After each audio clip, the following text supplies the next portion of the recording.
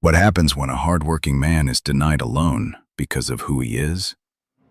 Watch how James Carter fights back, sparking a movement that changes his community forever.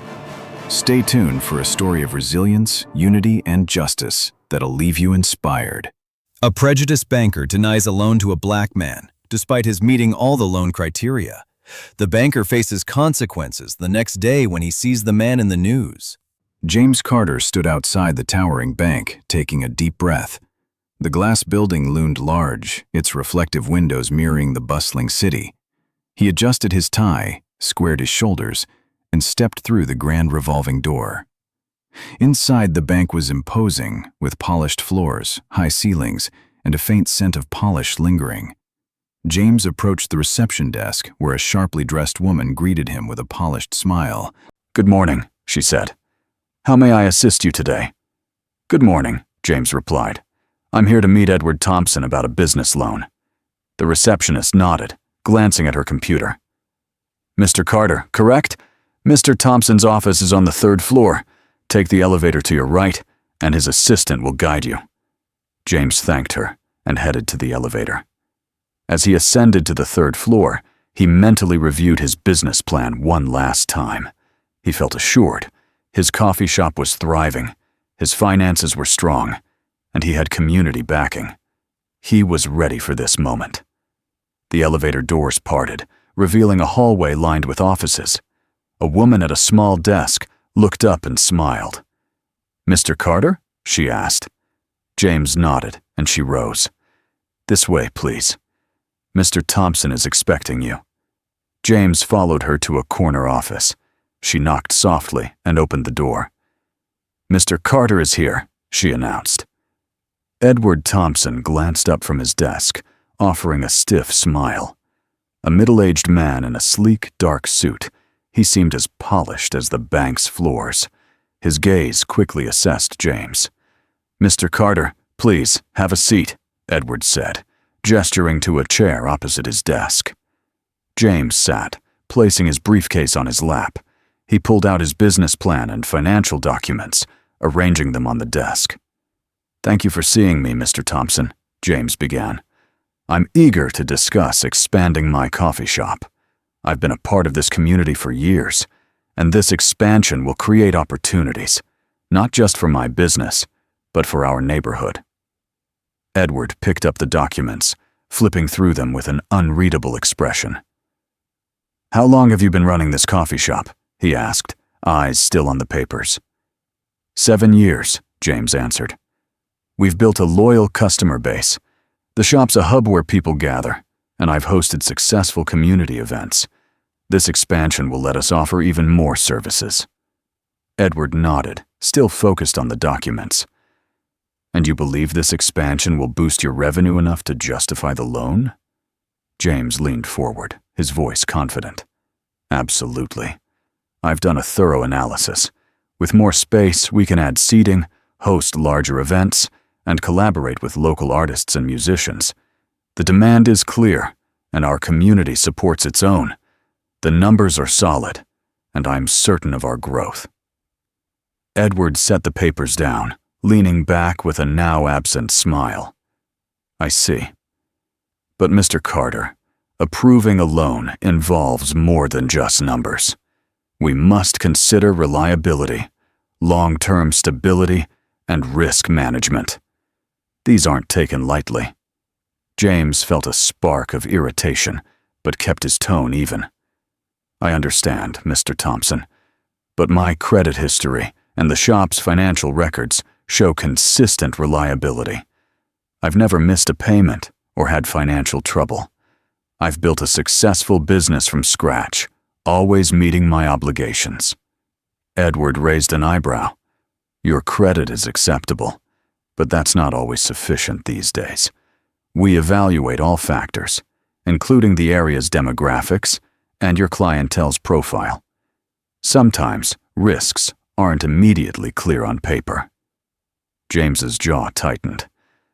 "With respect, Mr. Thompson, what do you mean by clientele's profile? My customers are hardworking community members, loyal and supportive. The only risk is not meeting the demand my shop generates. Edward leaned forward, his eyes cold. Mr. Carter, I'm saying we must be cautious. Not every business suits every loan type. We have policies to uphold. James's frustration grew. He'd expected questions about figures and forecasts, not vague remarks about clientele and demographics. He kept his voice steady, though it carried an edge. I came with a strong business plan and a proven track record. If you have concerns, I'd like to address them directly. What exactly are you implying, Mr. Thompson? Edward looked at James briefly, then sighed, as if explaining to someone slow to grasp. Your business is admirable, Mr. Carter, but it may not align with the portfolio we're seeking to expand. It's not personal. It's about risk management and preserving our financial product's integrity. James felt a chill. He saw the truth. It wasn't about numbers or risk. It was about him, his skin color, and the community he served. He stayed calm, but his voice was firm. Are you denying my loan because of the community I represent? Edward's eyes flashed with annoyance. Mr. Carter, let's not twist this into something it's not. This is a business decision. We assess potential risks. And what are those risks? James pressed. My shop is flourishing. I have strong community support. I've followed every rule. What's the real reason for denying this loan? Edward's expression hardened. I'm asking you to leave, Mr. Carter. If you keep making this personal, I'll have to call security. James stood, heart pounding. No need for security. I'm going. But this isn't over, Mr. Thompson. People deserve to know how you make decisions. This isn't just about me. It's about every business owner who walks through your door. Edward stayed silent, watching as James gathered his documents and left the office.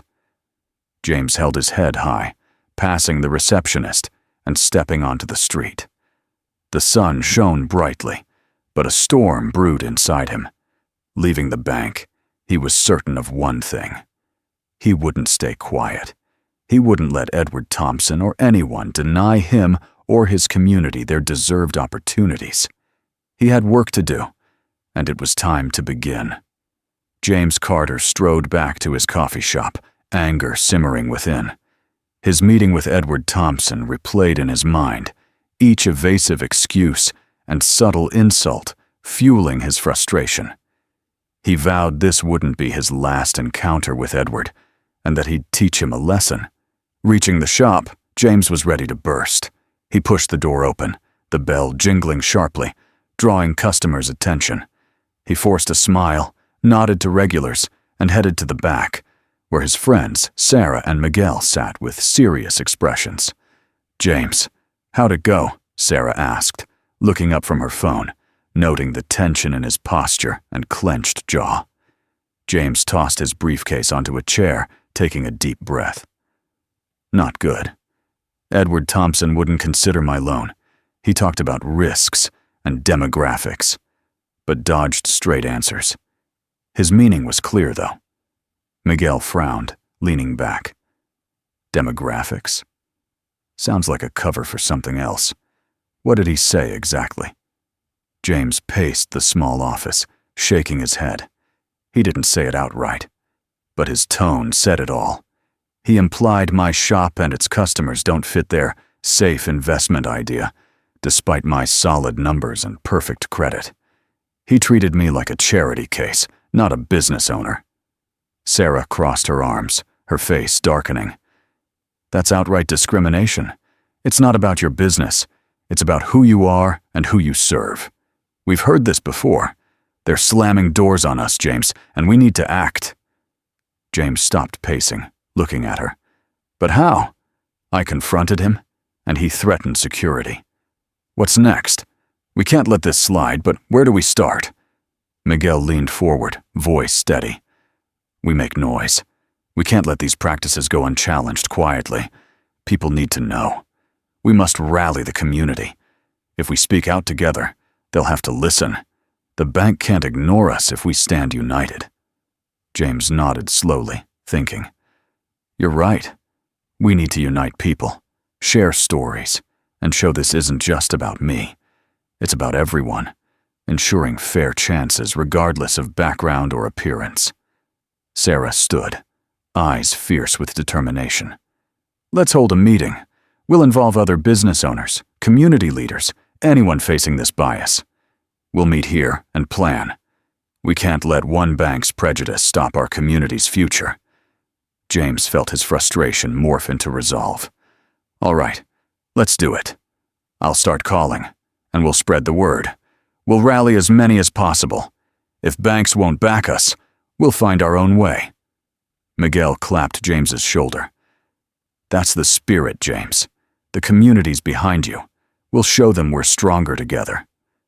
James spent hours calling friends, local business owners, and community leaders. The response was overwhelmingly supportive. Many had faced similar bank treatment. Word spread fast, and by day's end, James had over a dozen confirmations for the meeting. That evening, after the shop closed, James sat at a table, his mind buzzing with the day's events. Sarah joined him, carrying 2 coffee cups. Here, you need this, she said, placing one before him. James sipped, the warmth easing his nerves. Thanks, Sarah. I can't believe how many agreed to come. I expected a few, but we're getting a full house. Sarah nodded, smiling. People are fed up with being treated as lesser, James. They're ready for change, and you're giving them that chance. This is just the start. James surveyed his shop, envisioning his regulars, families, students, workers. He thought of the opportunities his expansion could bring them all. The bank's injustice wasn't just about him. It was about denying the community growth. You know, James said softly, I've always believed in this community. That's why I opened this shop, to create a welcoming space for connection. I won't let a banker's bias steal that. Sarah squeezed his hand. We won't let that happen, James. We'll fight together. Tomorrow's meeting is the beginning. We'll show them we won't back down. James nodded, feeling solidarity. Yeah, we will. We'll stand up and ensure our voices are heard. They can't ignore us forever. In the quiet, empty shop, James felt a spark of hope. The bank tried to exclude him, but it ignited something bigger. He wasn't alone, and together they could drive change. Tomorrow, they'd start a new chapter for their community, independent of those who dismissed their worth. The next morning, James arrived at his coffee shop as the sun barely rose. He unlocked the door, flipped on the lights, and breathed in the familiar coffee aroma. Today felt charged with new energy. His shop wasn't just for coffee and chats. It was the launch pad for something greater. By mid-morning, the shop was packed. Every table was taken, and some stood, coffee in hand. Regulars mixed with new faces, business owners, activists, and curious residents drawn by the meeting's buzz. James stood at the front by a table with coffee and notepaper. Sarah was beside him, chatting animatedly with Miguel, who nodded in agreement. The shop hummed with lively chatter. James took in the diverse crowd, people of all ages and backgrounds. Gratitude swelled within him. Sarah caught his eye. Ready to start? She asked. James nodded, taking a deep breath.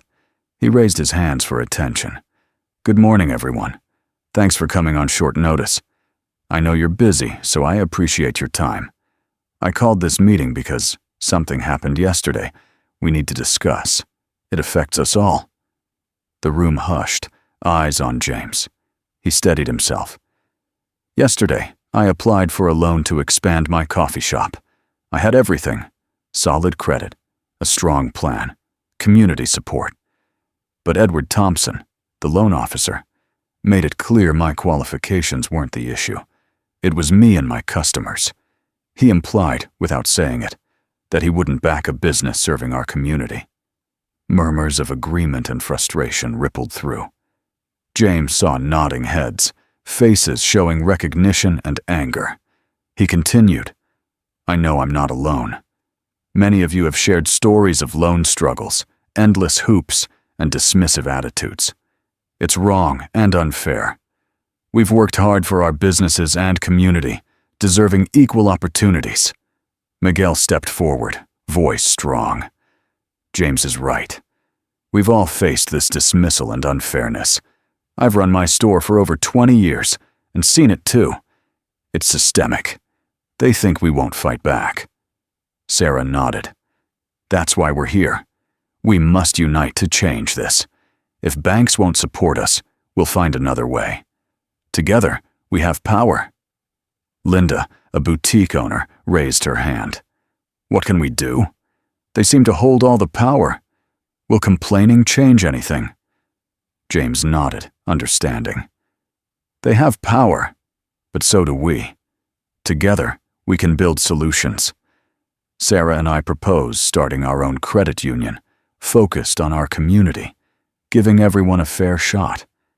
It's tough, but with support, we can do it. Hopeful murmurs replaced frustration. Miguel added, we have the people and resources. It's not just money. It's about a credit union that serves, understands, and invests in our future.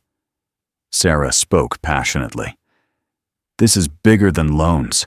It's about equality, fairness, and controlling our future. Building this credit union shows we believe in ourselves and each other. That's powerful. Daniel, a print shop owner, raised his hand. I'm in. The bank rejected my expansion too, like you, James. If we can make this credit union work, count me in. Others echoed Daniel. Linda nodded. I'm with you. We know the struggle. If we can help each other, we should. James's pride swelled, hearing his neighbors. He raised his hands. Thank you all. This is the start. We'll need to organize, meet, plan logistics, and gather resources. Together, we can do it. We'll show banks we don't need their approval. Applause erupted, warming James. This was why he opened his shop, to unite and make a difference. As groups formed, discussing ideas, Sarah smiled at James. You did it, James. You got everyone on board. James nodded, buzzing with energy. We did it, Sarah. It's the start. But seeing everyone united feels good. We'll make this credit union happen and make a difference. Miguel joined, beaming. This is community. We have work ahead. But together, we're unstoppable. James smiled, purposeful. Let's get to work. We've got a credit union to build and a community to uplift. We'll show them our strength. As they planned next steps, James felt hope. Challenges were real, but so was their community's strength. Together, they'd shape their deserved future. James Carter had never been busier. From dawn to dusk, his days brimmed with meetings, calls, and planning. His coffee shop's buzz grew with community members discussing the credit union. Tables once for casual coffee now held charts, flyers, and notes. Organized chaos, but progress. One morning, James poured coffee at the counter. Sarah, on the phone, sought a space for their next meeting. Miguel discussed fundraising with business owners. James smiled. His shop was their movement's hub. James, problem, Sarah said, hanging up, frowning. The community center's booked for 2 weeks. We need a place for Saturday's meeting. Ideas? James thought, wiping his hands. What about the church hall on Maple Street? Pastor Johnson supports community efforts. Maybe he'll let us use it. Sarah nodded, dialing. I'll call him. We can't lose momentum with so many interested. As Sarah spoke, James overheard snippets. Miguel on membership fees, Linda on promotions, Daniel on a website. Things moved fast. A week ago they were frustrated. Now they were building change. Sarah hung up, grinning. Pastor Johnson said yes. We can use the hall. I'll announce the location. James nodded, relieved. Great. Let's prepare. Outline the credit union's mission, benefits, and involvement steps. We need a leadership structure and roles. We can't do this alone. Everyone must contribute. Agreed, Sarah said. I've spoken with last week's group. They're ready for roles. We'll have a team by day's end. Miguel approached, holding papers. Good fundraising ideas, he said, handing them to James. Local businesses will donate sales percentages for a week. Community members suggested crowdfunding to raise awareness and funds. James scanned the papers, nodding. Great. Involving more people strengthens us. We should contact local media for coverage to spread the word faster. Miguel smiled. On it. I know a local reporter. I'll arrange a meeting. This credit union will be big news. They worked tirelessly, dividing tasks. Sarah handled meetings and communications, Miguel fundraising and outreach, James the charter and legal needs. They were a machine, each leveraging strengths, shaping the credit union. Later, James and Daniel discussed the website for information, memberships, and events. Daniel sketched ideas. We'll keep it simple. A mission homepage, news, and sign-up form. I'll have a draft by week's end. Later, we'll add a donation page. James nodded, impressed. Perfect. The site will reach those missing meetings, keeping everyone connected. Exactly, Daniel agreed. It'll promote events, share resources, and be a hub for our work. As the day ended, James felt accomplished. The credit union was becoming real. He gathered everyone. Thanks for your hard work, he said to tired, determined faces. We've done a lot quickly and are on track. We're building a community future, step by step. Sarah raised her coffee. To the future? She smiled. To the future, all echoed, raising cups. James watched his neighbors leave, feeling pride. Their collective effort built something powerful. Alone at a table, he reviewed next steps on his laptop. Much remained, but he was ready. They were creating a stand against injustice. The credit union was their resilience and strength. In the quiet shop, James knew this was the beginning. With will and determination, they'd soon have the means to change their future, one step at a time. The credit union's grand opening morning buzzed with excitement and nerves. James stood outside their rented office, feeling the cool breeze. The modest building felt welcoming. The sign read, Neighborhood Unity Credit Union, making James smile. Sarah and Miguel set up inside. James took a deep breath, adjusted his tie, and entered. The space hummed. Volunteers arranged coffee and pastries, Daniel set up flyers and packets, and Linda greeted early arrivals warmly. James, it looks great, Sarah called. We've got a good turnout already, and it's not even time. James scanned the room. Community members filled chairs and chatted in groups. He recognized regulars, owners, and leaders, plus new faces drawn by word of mouth and articles. Miguel approached with a clipboard. Solid agenda. Speeches, service rundown, sign-up info, and Q&A. I have pre-submitted questions. James nodded. Perfect. Emphasize this credit union is for all, serving the community first. As the room filled, James felt the moment's weight. This wasn't just an opening. It was their collective resolve to improve their community. Sarah gave him a nod. James stepped to the podium, silencing chatter. He began. Good morning, everyone. Thank you for being here. This moment took long to reach. Our credit union started as an idea for a better community. We weren't sure how, but look around. We've made it real. Neighborhood Unity Credit Union exists because of you all. Applause filled the room. James smiled, feeling the crowd's energy. This isn't just a bank. It's a place where everyone's welcome, your voice matters, and we build a stronger future together. Business owner, student, parent, retiree. This is your credit union, supporting our community's financial needs. Sarah spoke next. We started Neighborhood Unity for community power. Together, we create opportunities, uplift each other, and drive change. This credit union is about fairness, equality, and success for all.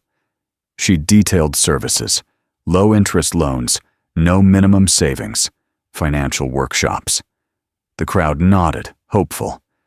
Miguel explained membership steps, benefits, and involvement, stressing neighborhood unity as a community action hub. James opened for questions. A young man asked, "How's this different from banks?" "They promise help, but prioritize profits. Why trust this?" James nodded. "Good question. This credit union is member-owned, by you. We're not profit-driven. We reinvest in our neighborhood for fair, accessible services and financial health." An older woman asked, "What about financial education? Many don't understand loans or credit.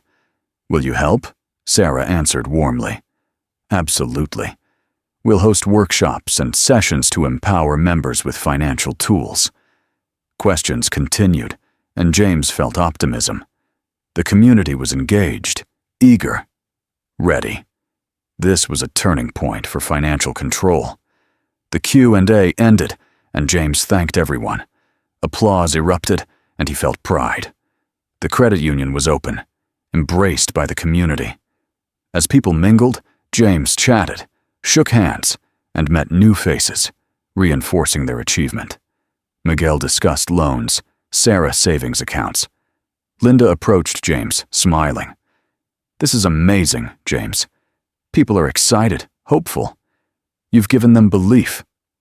James smiled. "We did this together, Linda. It's a strong start. Challenges lie ahead, but today proves we can handle them." Daniel joined, holding a camera. "I've got photos for the website. This is a day to remember." James nodded. "A milestone. We're showing we don't need systems that exclude us. We've built our own, reflecting our values." The event continued, and James felt fulfilled.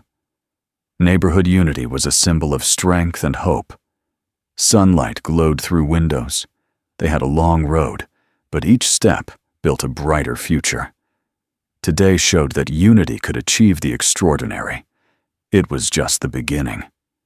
Neighborhood unity's success spread fast. Word of mouth, the opening, and Daniel's online photos drew daily crowds. Members opened accounts, businesses sought loans, and residents joined workshops.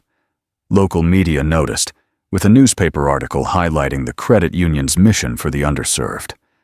James stood behind his coffee shop counter, watching customers discuss the article excitedly. He felt pride. The credit union was impactful, but its success would ripple further. Blocks away, at Citibank's towering office, Edward Thompson reviewed financial reports, face tight with frustration. Numbers were down, and he knew why. Neighborhood Unity's growth was siphoning customers, drawn to its community focus over Citibank's corporate style. Edward tapped his desk, mind racing. The credit union wasn't a passing trend. It met a need his bank ignored. The board was questioning the decline, and scrutiny loomed. A knock interrupted. Emily, a colleague, stood in the doorway, serious. "Edward, the board wants you now." Edward nodded, straightening his tie. He expected this. The board wouldn't ignore the trend. He followed Emily to the glass-walled boardroom, where 5 members sat, expressions from concern to irritation.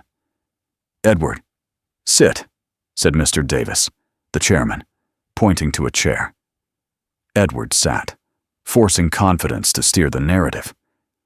"We've reviewed performance metrics," Mr. Davis began. "Loan applications and new accounts are down in your branches."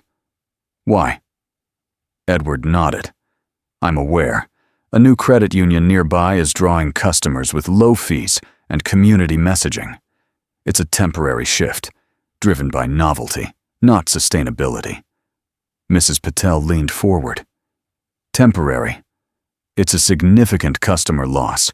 Clients complain about our service compared to the credit union. How will you address this?" Edward stayed calm. The credit union targets a demographic we haven't focused on. Their community emphasis is admirable, but doesn't fit our model of high-standard service and security. Mr. Davis glanced at Mrs. Patel. "Edward, we've reviewed your branch's loan approvals and complaints. There's a pattern of bias. Minority-owned business loans are denied, despite qualifications, while less qualified others are approved." "Explain." Edward flushed, caught off guard. "Our process uses objective criteria: credit, stability, risk. Any bias perception is baseless." "Is it?" Mrs. Patel's tone was sharp. "The community says Citibank doesn't support minority businesses, that we're out of touch. We can't afford this reputation, with competitors gaining." Mr. Davis added, "We're reviewing your branch's loan process for fairness and transparency. If we find discrimination, there'll be consequences." Edward's confidence faltered. "We have anti-discrimination policies. Discrepancies are coincidental. The review will confirm our practices are sound." Mr. Davis's expression hardened. "I hope so, Edward. Citibank can't ignore the community. If we find unfair exclusions, changes will come, and those responsible will answer." Edward nodded, face neutral. "Understood, Mr. Davis. I'll cooperate fully." The meeting ended, and Edward left, stomach knotted. His job was at risk. Back in his office, resentment toward James Carter and his credit union surged. They'd disrupted the status quo, and he was paying the price. At Neighborhood Unity, James's team, unaware of Citibank's turmoil, focused on members. They aided loan applications, answered questions, and offered guidance. The office bustled with account openings and workshops. Sarah led a budgeting session as James entered, seeing Miguel discuss loans with owners. His heart swelled. This was their vision, a welcoming, empowering space. James's phone buzzed with Daniel's message. "News alert. Citibank's under investigation for discrimination. We're making waves." Surprise and satisfaction hit James. Their fight was sparking bigger change, exposing long-ignored inequalities. Institutions faced their flaws. Looking at the busy credit union, James knew they were on track. They'd built something better, fairer, progressing step by step. At Citibank, Edward sat, weighed by the review. Neighborhood Unity's success exposed his system's flaws. Change was inevitable, unstoppable. James knew the fight continued, but today was a victory. They'd stood for their rights, their voices heard. Neighborhood Unity was hope, resilience, and community power. James entered his coffee shop at dawn, light filtering through windows. He turned on lights, soaking in the coffee scent, fridge hum, and warm tables. Today felt hopeful, lighter. Recent weeks transformed everything for James and the community. He set up the shop, starting the espresso machine and arranging pastries. The routine grounded him, but his mind was on the credit union, where dreams met reality. The door jingled as Sarah entered with flyers, eyes bright. "Morning, James. More credit union flyers. New members daily, and workshops are packed." James smiled, wiping his hands. "Great news, Sarah. It's incredible how fast we're growing. Hard to believe our progress." Sarah set flyers down, grabbing coffee. "Believe it, James. We're making a difference. People feel supported because of our work together."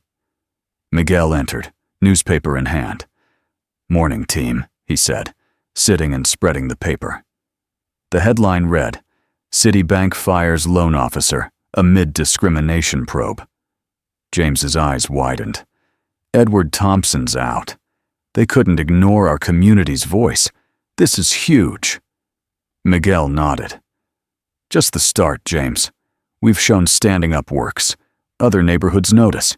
Community leaders citywide ask about starting credit unions." Sarah grinned. A ripple effect. One action sparking bigger waves. "We're not just helping here. We're inspiring others to take control." Pride surged in James. This was his dream. Lasting impact beyond their neighborhood. He recalled their first shop meeting, a small group with shared frustration. Now, They led a movement. James poured coffee, and they discussed expanding services, adding workshops, and supporting entrepreneurs.